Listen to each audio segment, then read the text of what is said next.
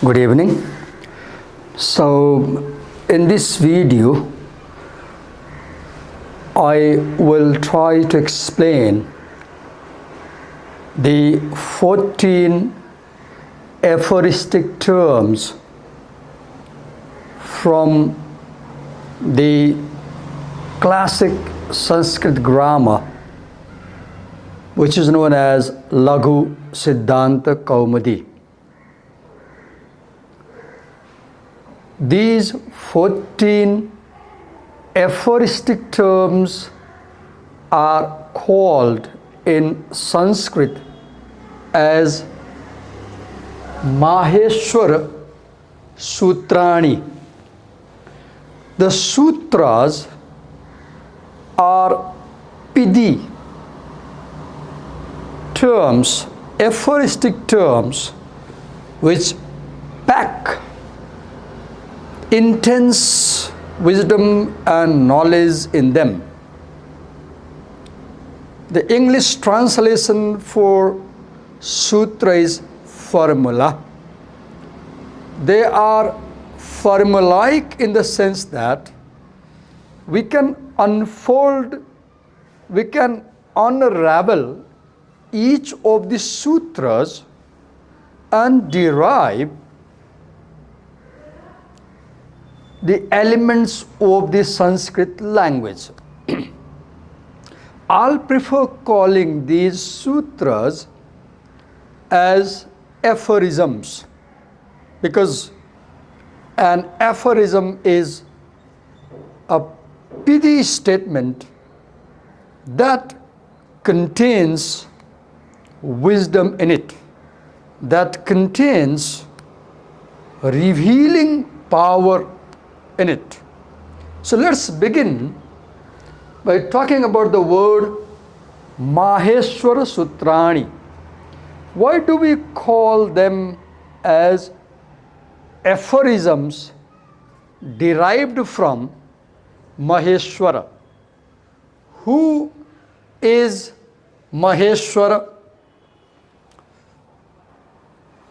Maheshwarat agatani iti Maheshwara Sutrani.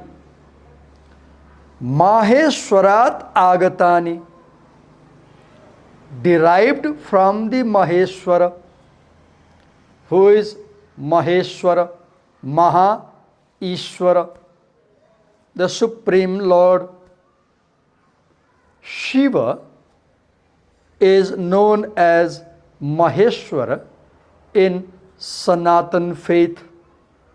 So Maheshwarani Sutrani means aphorisms which were derived from Lord Shiva.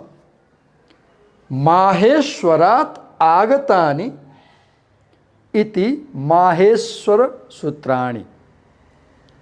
The aphorisms which have been obtained from Maheshwara, they are Maheshwar aphorisms or Maheshwar sutras. Now, who obtained these aphorisms from Shiva then? Panini, a rishi, a sage, obtained them from Lord Shiva. How did he obtain these aphorisms from Lord Shiva? Panini obtained these aphorisms from Lord Shiva as a result of penance. What was this penance? To answer this question, let me read a sloka. Here it goes. Nrittavasane nataraja rajo nanada dhakkam navapanchavaram uddhartu kamah sanakadi siddhan etad vimarse Shiva Sutra Jalam. These two lines come from a collection of 70 or 77 aphorisms. These 77 aphorisms are found in a theological book called Shiva Sutra, Shiva Aphorisms. The book Shiva Sutra belongs to the Kashmiri sect of Saivism. Kashmir is a state in northwest India. So from the book Shiva Sutra, which contains 77 aphorisms, the first aphorism is this one. I read again. Nrittavasane nataraja rajo nanada dhakkam navapanchavaram uddhartu kamah sanakadi siddhan etad vimarse Shiva Sutra jalam. Let me explain. Nrittavasane, nritya avasane, towards the end of the dance. Whose dance? Lord Shiva's dance. What kind of dance? Cosmic dance. Maybe Tandava Nritya, I'm not sure. Lord Shiva was having the cosmic dance, and as he was about to end his dance, Lord Shiva is known as Nataraja Rajo, the chief of all the dancers, the king of all the dancers. This Nataraja is one incarnation of Lord Shiva. If you have seen statues of Lord Shiva with one leg bent over another thigh and in a dancing posture. Towards the end of this cosmic dance, Nanada Dhakkam. What is Dhakka? Dhakka is a tabor-shaped drum instrument. The tabor is shaped like the hourglass. In South Asian context, we call this as damaru.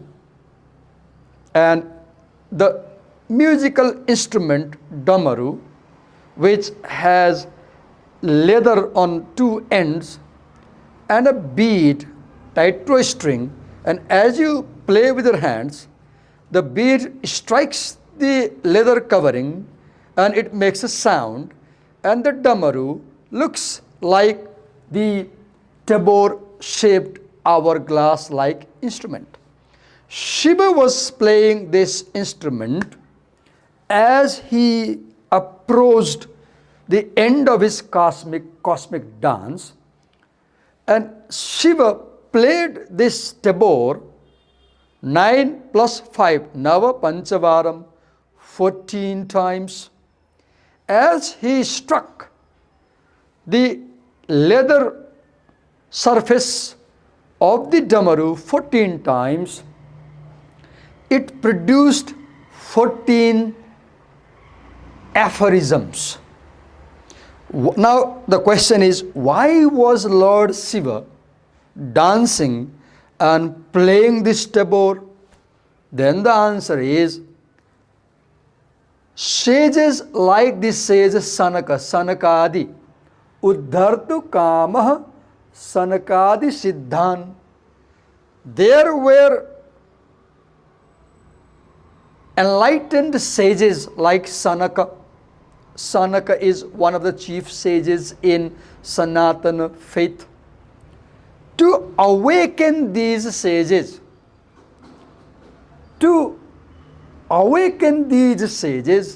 Lord Shiva played the tabor-like instrument 14 times, and as these 14 sounds resembled 14 aphorisms, which are called as sutras, in Sanskrit language. And Panini, who was in his penance, he noted down these 14 aphorisms, and from these 14 aphorisms, Panini developed 4,000 aphorisms. And with the help of these 4,000 aphorisms, we can understand the formation and derivation of all the words in Sanskrit language. So, Varadaraja, the writer of the book Laghu Siddhanta Kaumadi, wrote that these aphorisms came from the tabor-like instrument played by Lord Shiva as part of his cosmic dance to awaken the Sanaka, etc. sages.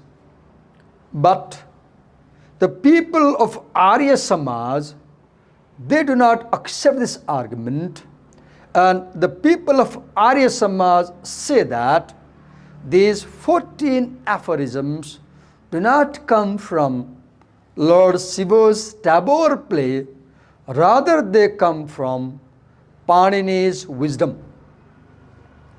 Now, let's read carefully what are these 14 aphorisms, because these are the fundamental stepping stones of Sanskrit language and Sanskrit grammar. Let me pronounce to help you understand. I un. I once again pronounce. Listen to me carefully if you want to follow. A, I, U, una. I un. We pronounce it together. We don't pronounce it one by one. We don't say A, I, U, una. No. We say I un, una, because una is shorter. There is no O in it. I un. You can see here it's halantya. We put a kind of stress marker like at the bottom of the letter, and O is missing, the vowel is missing. Consonant is there. I un, aphorism 1. I un, A, I, U, una. I un, aphorism 1. Ri, rik, ri, ri, ri, ri. It's not ri. Be careful. It's not ri. It's ri, rik, ri, rik. Second aphorism.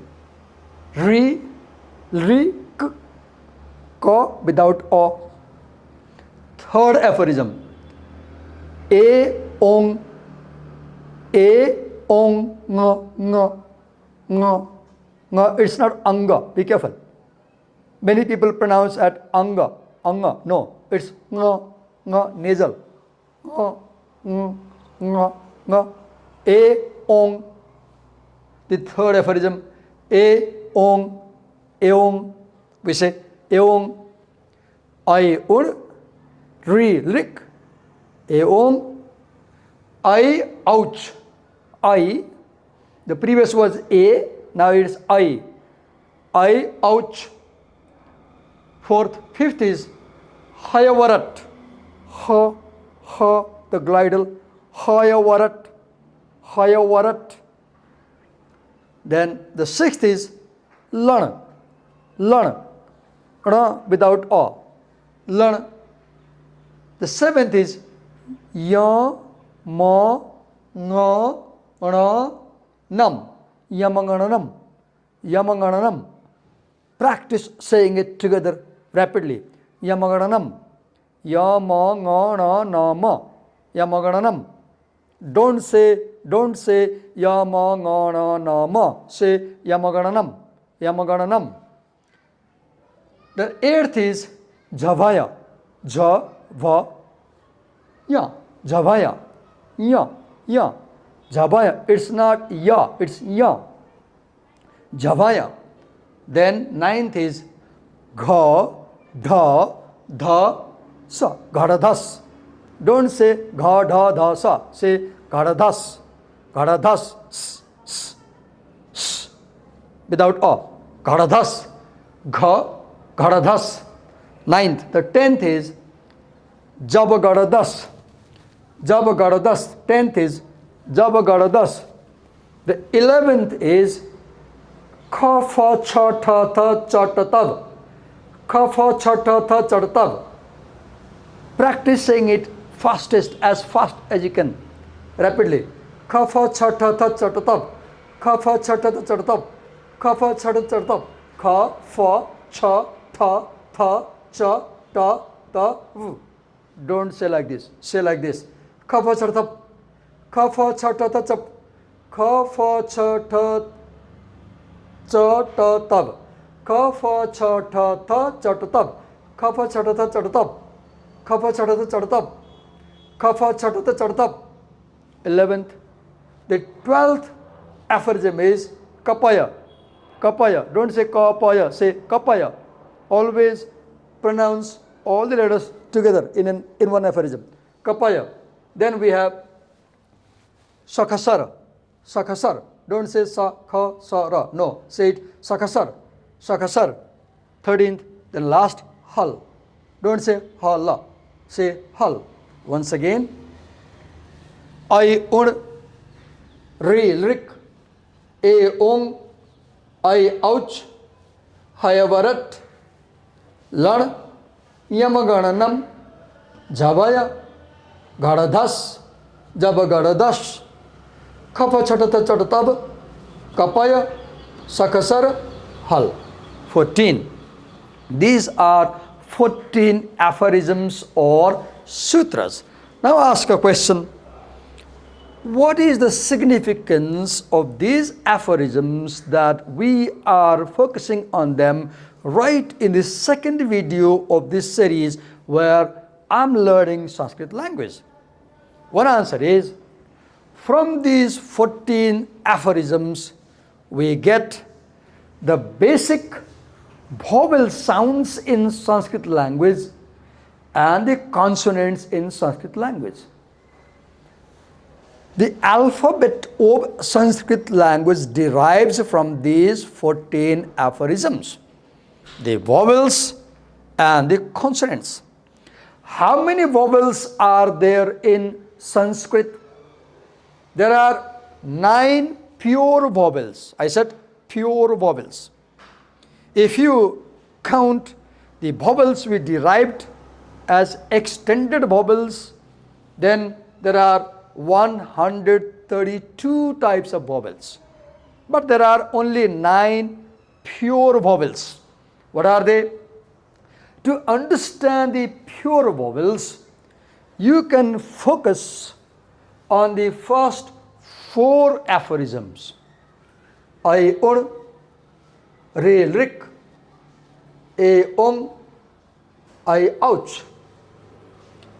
Now, in all these 14 aphorisms, at first, we will not count or read the last letter of each aphorism.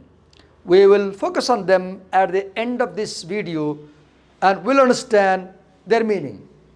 So, what are the 9 vowels? Let's focus on here.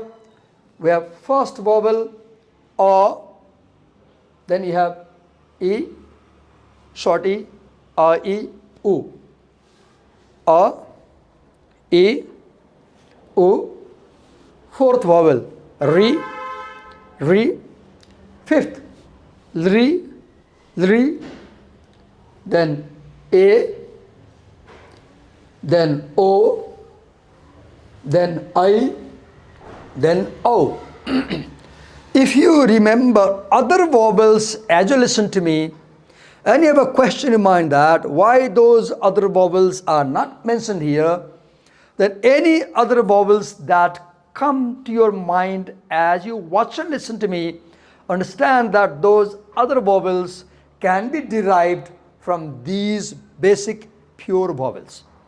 I said the basic pure vowels of Sanskrit language occur in the first 4 aphorisms. I un, leave n, and take a, e, u, a, e, u. 3. From the second aphorism, omit k and take re, 2, 3 to 5. From third aphorism, omit g and take a, o, 2, 7. From the fourth aphorism, omit ch and take I, o. So, what are the vowels? A, e, u, re, a, o, I, o. Once again, the vowels, pure basic vowels in Sanskrit language are a, e, u, re, a, o, I, o. Total 9 vowels, 9 pure vowels. Now, I said, why do we need to focus on these aphorisms? And one answer came, these aphorisms matter because it is from these aphorisms that we derive the fundamental, pure, basic vowels of the Sanskrit language, and we named them as a, e, u, re, a, o, I, o. Now, the second important thing that we obtain from these 14 aphorisms is we get the basic consonants of the Sanskrit language. How many consonants are there in Sanskrit language? Basic consonants, primary consonants, there are 33. Now, leave the first 4 aphorisms and start counting from the 5th aphorism. Then you will see the consonants. Let me slowly read out. The first consonant is ha, ha. The voice rises from the lungs and it glides out through the open vocal cords through the mouth. Ha, ha, like ha in higher. Ha, ya, like ya in yesterday. Ha, ya, wa, haya, warat. We will not count ta. I said that for the time being we are omitting the end of each group. So ha, ya, wa, ra, 4 consonants. Then la, 5th consonant. Then ya, ma, nga, ra, na, 10. Then jha, bha, 12. Then gha, dha, dha, 15. Then ja, ba, ga, da, da, 20. Then kha, fa, cha, tha, tha, cha, ta, ta, 28. Then ka, 29. Pa, 30. Sha, sh, sh. It's not sa. Be careful. It's not sa. Sh, sha. Then kha, sha, kha, sa, 33. Once again, one by one. Start from here. Ha, ya, va, ra, la, ya, ma, nga, ra, na, jha, bha, gha, dha, dha, ja, ba, ga, da, da, kha, fa, cha, tha, tha, cha, ta, ta, ka, pa, sha, kha, sa. All total 33 consonants. Now, you can group these 33 consonants in 2 ways. First, you can group the consonants from ka to ma. Ka, kha, ga, ga, nga. Group of 5. Ka, kha, ga, ga, nga. From ka to nga. Group of 5. Ka, kha, ga, ga, nga. 5. Okay. Cha, cha, ja, ja, ya. Group of 5. Cha, cha, ja, ja, ya. 5, 5, 10. Then ta, tha, da, dha, na. 15. Ta, tha, da, dha, na. 15. Then ta, tha, da, dha, na. Ta, tha, da, dha, na. 20. Then pa, fa, ba, bha, ma. These 25, you can call them as ka varga, group of ka, cha varga, group of cha, ta varga, group of ta varga, group of ta, pa varga, group of pa, ka varga, ka, kha, ga, ga, nga, cha varga, cha, cha, ja, ja, ya, ta varga, ta, tha, da, da, na, ta varga, ta, tha, da, da, na, pa varga, pa, pha, ba, ba, ma. These 25 come in a group of 5 each, and we can name as ka, cha, ta, ta, pa. Ka, cha, ta, ta, pa. Ka, cha, ta, ta, pa. Ka, ka, kha, ga, ga, nga. Cha, cha, cha, ja, ja, ya. Ta, ta, ta, tha, da, da, na. Ta, ta, tha, da, da, na. Pa, pa, pha, ba, ba, ma. Okay. Then you have extra consonants. We'll call them extra consonants, and there is a reason why we call them extra consonants, because they don't come in the group. The extra consonants are ya, ra, la, va. You get this in the 5th aphorism. Ya, ra, va from the 5th aphorism, and la from the 6th aphorism. Put them together and you get ya, ra, la, va. 4. 15 plus 4, 29. Then you get from the 13th aphorism sha, kha, sa, and from the 14th you get ha, sa, kha, sa, ha. 4. 29 plus 4, 33. So 25 group consonants. Ya, ra, la, va. 4 extra consonants, additional consonants. Then another 4 extra or additional consonants. 25 plus 8, 33 consonants. Now, here ha comes twice. Here na comes twice. And the reason why we do not count them 2, although ha occurs 2 times, but we don't count ha twice, we count only once. And why we have to use ha twice but count once? The reason is about word formation. For example, you need a formula called shal pratyahar. Pratyahar is a formula to derive words. And without, to get shal pratyahar, you must have this sha to la, sha, la, shal prat. If you say this shal, then you include kha, sa, then ha.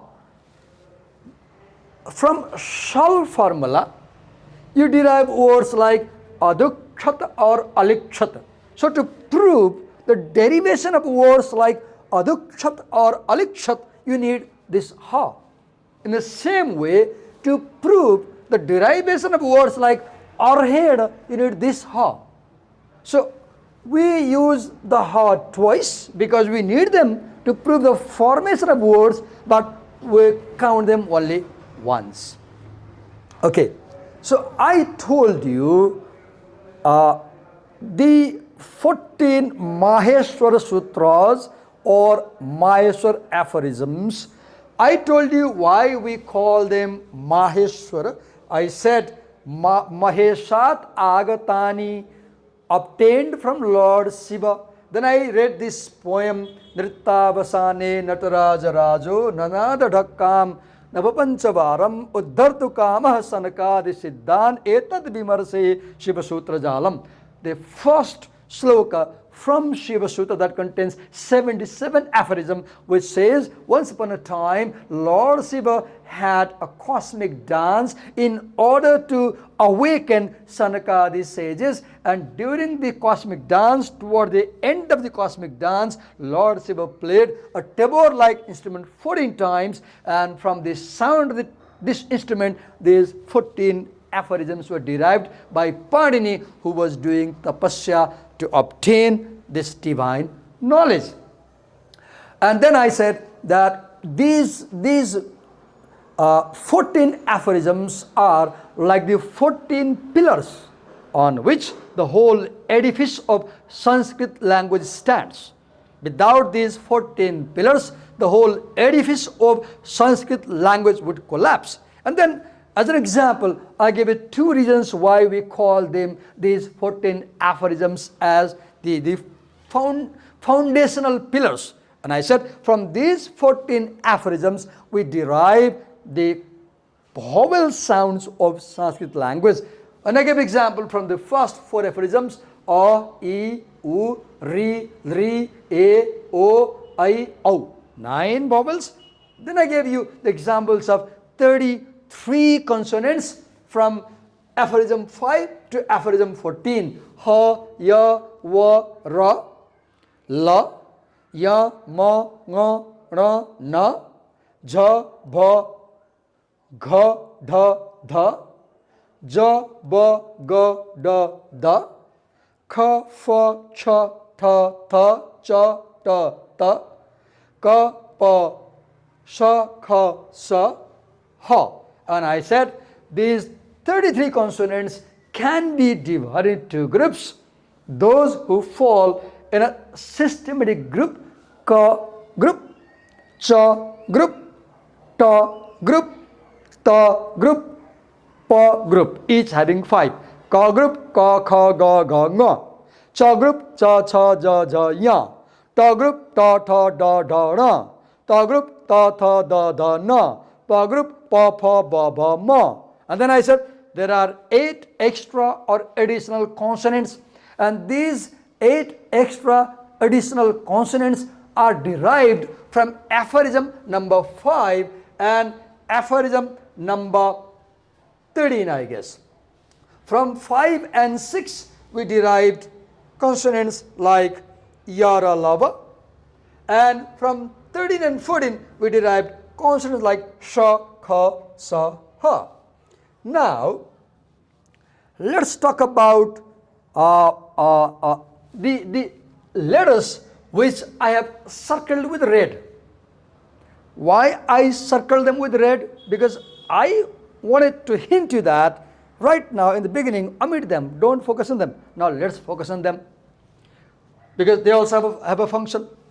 So let's count them. What are they? I guess my camera focuses here. Okay. We have, all these consonants are without the vowel a accompanying them. Ka, nga, cha, da, ra, ma, ya. Ka or sa, sha, va, ya, ra, la. These are called as, we call them it.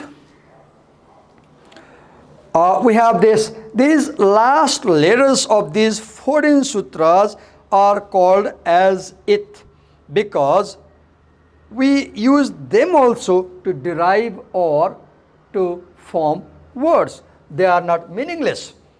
So I said 3 things. We derive vowels from these 14 aphorisms. We derive consonants from these aphorisms. And even the last consonants of each aphorism is also used to form a formula to derive words or to form words. Now, what else do I need to explain? Let me check. Okay. I think I explained almost everything. So let me wrap up. In this video, the second one I'm making, I was trying to understand the basic grammar of Sanskrit, and in the first video I began with the couplet, the invocation to Muse Saraswati, and in the second video I began by explaining the foundation of Sanskrit language, and I talked about the 14 sutras or aphorisms which we call as Maheshwar Sutra, and these Maheshwar Sutra are called Maheshwar Sutra because they have been obtained from Lord Shiva. One belief says. And how? Then I read a line. Once upon a time, Lord Shiva was having the cosmic dance. I read this sloka. Nrittavasane nataraja rajo nanada dhakkam navapanchavaram uddhartu kamah sanakadi siddhan etad vimarse Shiva Sutra jalam. And I explained, once upon a time, Lord Shiva was having a cosmic dance, and towards the cosmic dance, he played his tabor-like, hourglass-like damaru instrument to awaken sages, Sanak sages. And when he played the damaru to awaken Sanaka Rishi or Sanak sages, Panini, who heard this sound, the 14 beats of this tabor-like instrument, from these 14 beats, Panini noted down these 14 aphorisms, and from these 14 aphorisms, Panini developed 4,000 aphorisms, and from these 4,000